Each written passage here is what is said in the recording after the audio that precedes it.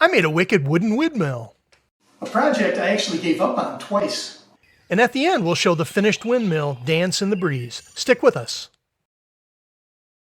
I already had a small block of Brazilian ipe, along with some 1/2 inch by 2 inch wide stock. It's an oily hardwood, great for outdoor projects. Next, I started to think about design. I wanted a leaf pattern, but it can only be 2 inches wide to match the lumber. It had to be symmetrical and a drawing that I could stretch to get me a good-sized leaf. The hub for the windmill could be round, but I thought an octagon shape would help me evenly distribute each blade of the windmill. And I sized the graphic to fit my needs. For the main part of the sculpture, I designed the drawing with simple rectangles, curved and straight lines to come up with something that I could print and then glue to the thicker block of ipe. Now it's on to cutting the 1/2 inch stock into 6 inch lengths.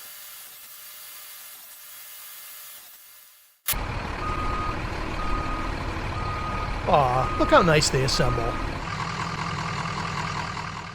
As soon as I finished those cuts, I tried to adjust the saw blade height, and the whole thing fell right to the bottom. The elevator threads were stripped out inside the housing.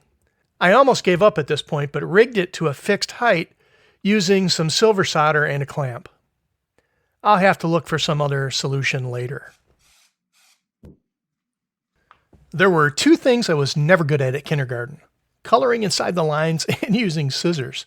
So cutting out 16 perfect leaf prints took me some time, Advil, and some smooth jazz playing in the background. Don't judge me. But after getting the leaf patterns attached to the 2 inch wide ipe with some spray glue, it was time to figure out how to carve out one side of each leaf, giving it a slight concave look. I played around with the idea of making a carving jig that would hold a grinder and a sculpting wheel. I needed it to rock evenly back and forth, carving out a shallow trough that might look like the top side of a leaf. This jig took quite a bit of adjusting and some tweaking, but I was able to uniformly carve out an oval shape on each block of that 1/2 inch ipe. It worked out pretty well.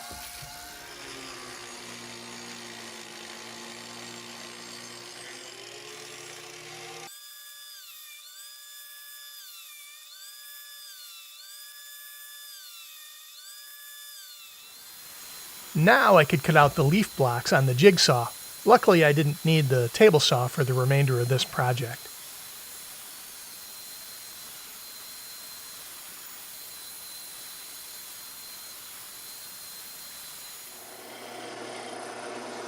Since the brass rods I ordered were a 1/4 inch in diameter, I drilled out a 1/4 inch hole at the stem of each leaf, lining up the straight line of the leaf spine with the drill bit. I struggled a bit in cutting out my center hub with a 1/2 inch bandsaw blade. I needed a thinner blade to be able to make the tight turns, but I was able to get it done, though it'll need some more sanding when we're all done.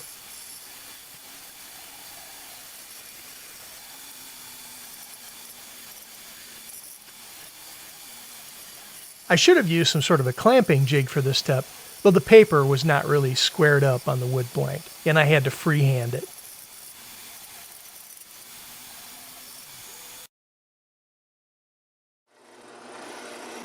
One-quarter inch holes were then drilled into the octagon wheels, centered on each one of the 8 sides.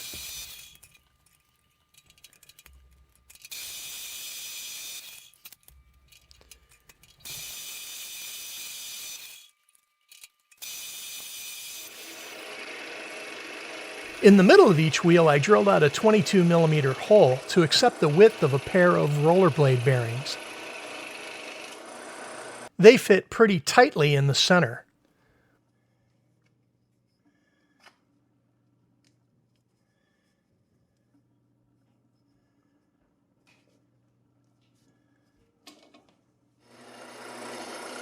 On the center hub, I drilled out a long hole for a 1/4 inch threaded rod, and then a wider hole at the bottom of the hub to fit over a wrought iron post.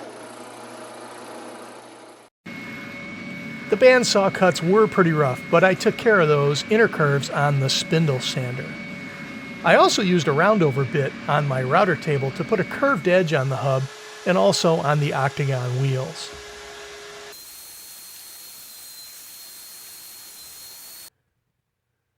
The brass rods I had ordered came in, and I had an idea for how I might bend them without using any special tools.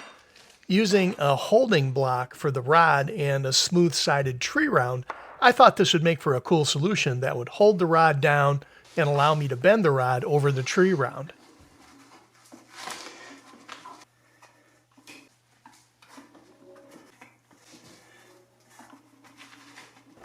Everything was working pretty well, famous last words.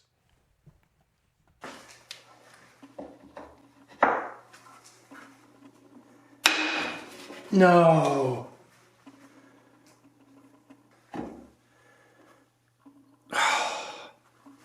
And I only have 16 of these. Oh. I threw in the towel for about a week and considered giving up on the project, but then I ordered some more brass, thinking about how I might solve the bending problem. While waiting, I went on to finish shaping the leaves. And acetone removes the glue pretty well, allowing me to peel that paper right off.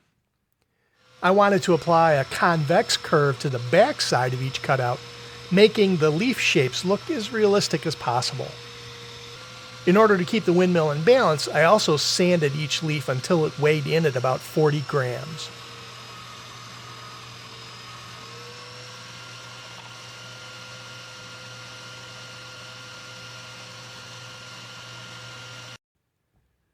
My wife also had an extra iron garden hook for hanging plants, so I did a little cutting wheel surgery and removed the hook. Slow motion fireworks at no extra charge.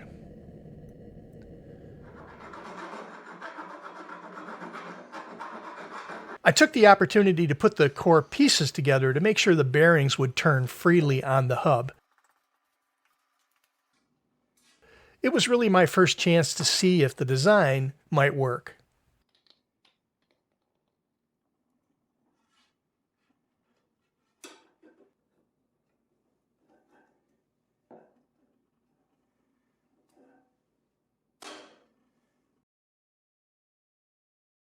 And then the new brass rods were delivered.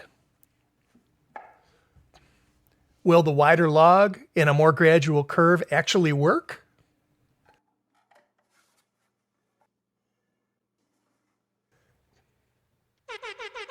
Yeah, man, awesome. I think we'll let the final assembly go with a little background montage music.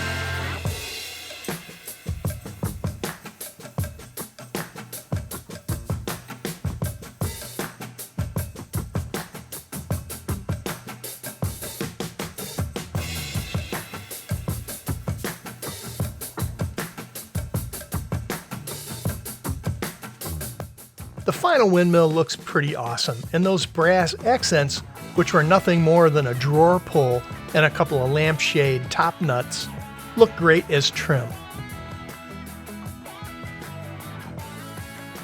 As the wind shifts, the rotation shifts too. Sometimes the two wheels are in sync and other times they're not. If I had to do another design, I might use smaller brass rods like 8 to 10 inches in length rather than the 14-inch ones that I did use, but otherwise it looks pretty cool in the backyard.